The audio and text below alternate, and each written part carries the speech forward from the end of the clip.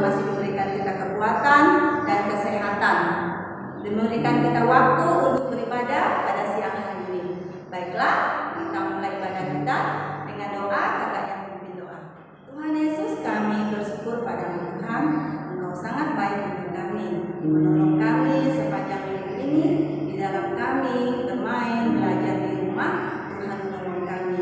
Kami juga bersyukur ada waktu untuk kami hari ini untuk beribadah kepada-Mu ya Tuhan. Tolong kami supaya kami bisa mengerti, memahami, memberikan pujian dan cerita firman Tuhan juga yang akan kami dengarkan. Tolong kami, biarlah kami boleh diberkati dan Tuhan dan sangat menyenangkan hati Tuhan. Terima kasih Tuhan. Kami menyerahkan ibadah kami dari awal hingga berakhir dengan selamat. Didoakan Tuhan, kami buka ibadah kami di dalam nama Tuhan Yesus. Amin. Baiklah, kita akan menyanyikan satu pujian yang mengatakan dari terbit matahari.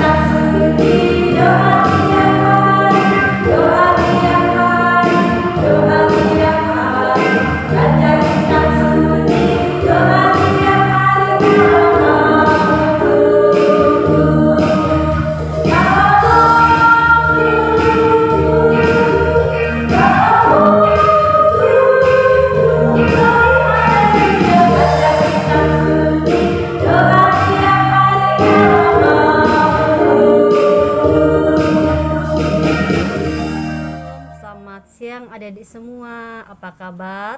Ya, kakak berharap kita semuanya tetap sehat-sehat saja dalam perlindungan Tuhan ya. Nah, pada siang hari ini sebelum kita mendengarkan firman Tuhan, terlebih dahulu mari kita datang kepada Tuhan di dalam doa. Mari kita berdoa. Tuhan Yesus, terima kasih atas pertolongan-Mu kepada kami. Saat ini ya Tuhan, kami akan mendengar firman Tuhan. Untuk itu ya Tuhan, berilah kekuatan kepada kami, hikmat kepada kami, supaya kami boleh mengerti dan memahami akan firman Tuhan. Dalam nama Yesus kami berdoa, amin. Nah, adik-adik di rumah, kalau minggu lalu kita sudah bercerita tentang bagaimana Raja Salomo meminta hikmat dari Tuhan. Nah, hari ini kita akan belajar tentang Salomo membangun bait Allah, ya.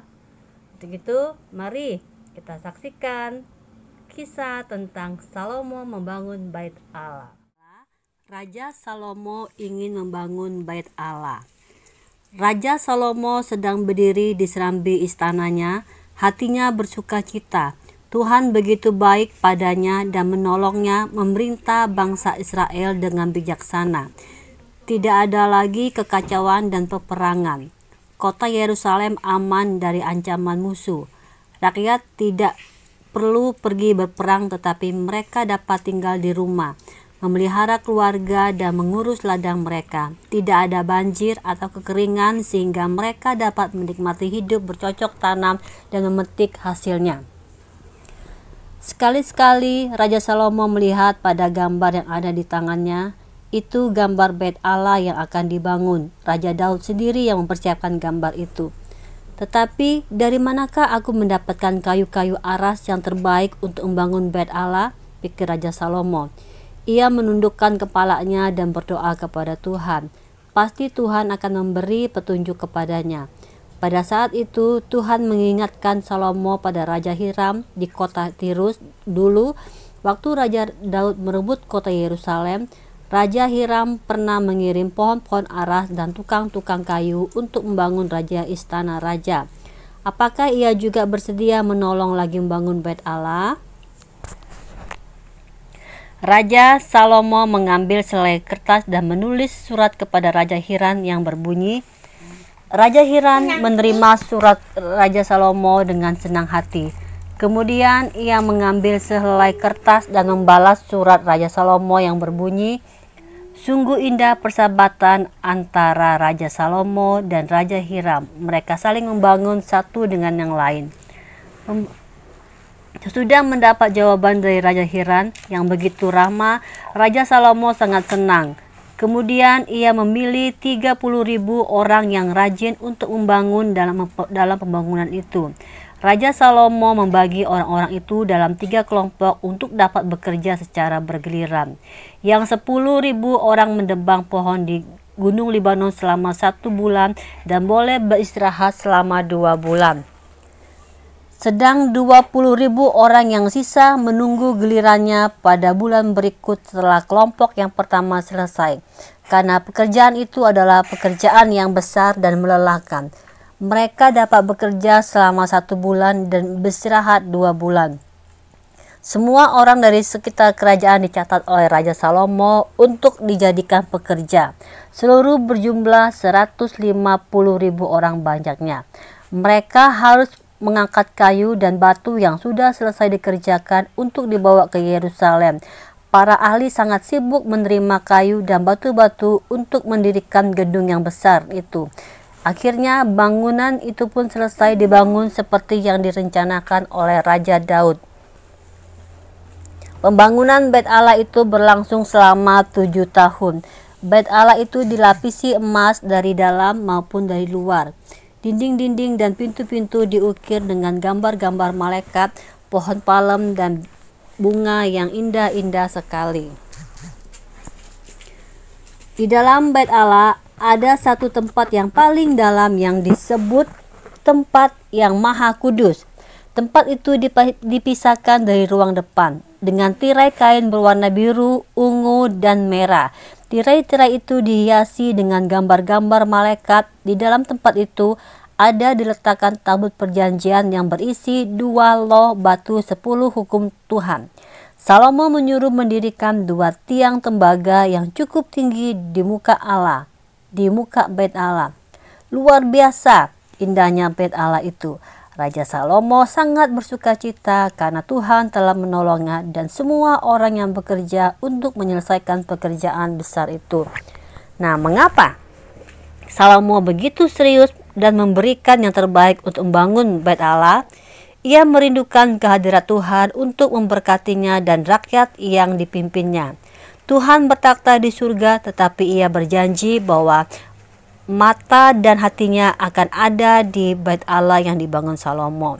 Tuhan ingin melihat umatnya yang datang berdoa, dan Tuhan ingin mengetahui apa yang didoakan umatnya.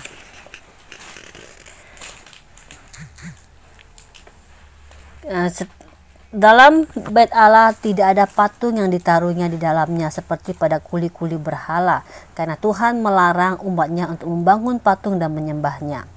Raja Salomo berdiri di tempat yang tinggi di halaman bait Allah sehingga semua orang dapat melihatnya. Ia berpaling kepada rakyatnya dan berseru, Tuhan telah menolong kita menyelesaikan pekerjaan yang besar untuk membangun bait suci ini. Sekarang tabut perjanjian telah diletakkan di dalamnya. Mari kita memuji Tuhan. Kemudian para pemusik memainkan alat musik mereka menurut lagu yang ditulis Daud. Kemudian rakyat ikut bersuka cita memuji dan memuliakan Tuhan. Sesudah memuji Tuhan dengan diiringi musik, Salomo berpaling ke arah bait Allah, kemudian berlutut untuk berdoa. Raja mengangkat tangan ke atas dan berdoa dengan suara yang terdengar oleh semua orang.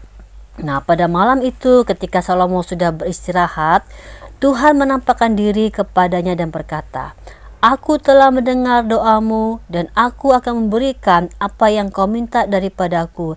Jika engkau hidup dengan tulus hati dan benar, taat kepada suaraku seperti Daud ayahmu. Nah, demikianlah cerita tentang Raja Salomo untuk kita pada hari ini, di mana Raja Salomo telah mendirikan rumah Tuhan atau membangun bait Allah. Nah, ketika bait Allah sudah dibangun, maka Raja Salomo berserta rakyatnya bersuka cita memuji dan memuliakan Tuhan karena pembangunan bait Allah sudah selesai dibangun. Ya. Demikianlah firman Tuhan untuk kita pada siang hari ini. Tuhan memberkati. Nah, adik-adik, bagaimana tadi sudah mendengar tentang cerita firman Tuhan tentang Raja Salomo, bagaimana Raja Salomo membangun rumah Tuhan untuk bisa berdoa kepada Tuhan. Nah, demikian juga dengan kita ada di semua. Kita bersyukur karena sekarang ini di mana saja kita boleh berdoa, bukan hanya di gereja, bukan hanya di tempat-tempat tertentu, tapi di mana saja kita bisa berdoa. Di rumah kita boleh berdoa, di sekolah kita boleh berdoa, di dalam kamar kita boleh berdoa, di mana saja kita boleh berdoa. Kenapa?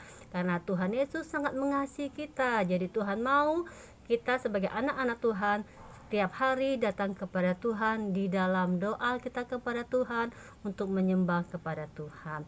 Nah, anak-anak semua, sebelum kita mengakhiri cerita tentang firman Tuhan yang baru kita dengar, mari kita datang kepada Tuhan di dalam doa. Kita berdoa.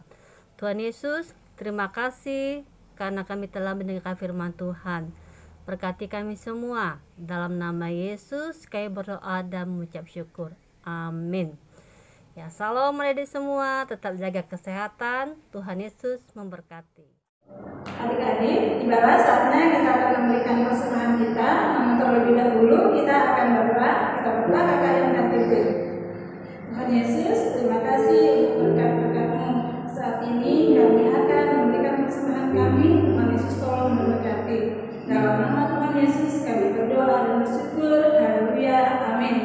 Adik-adik, kita akan menyanyi setelah kita memberikan persembahan kita memuji Tuhan dengan satu pujian yang mengatakan berilah yang baik.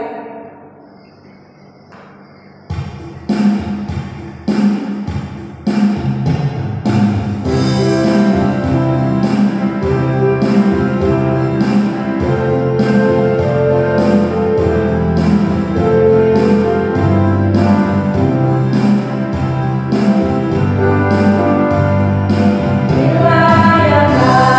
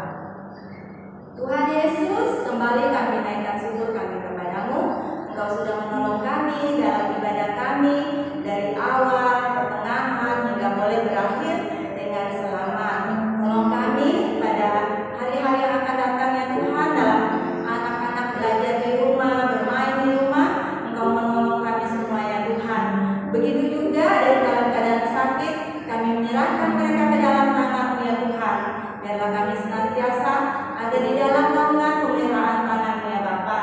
Terima kasih Tuhan, kami juga bersyukur untuk persembahan yang sudah kami berikan.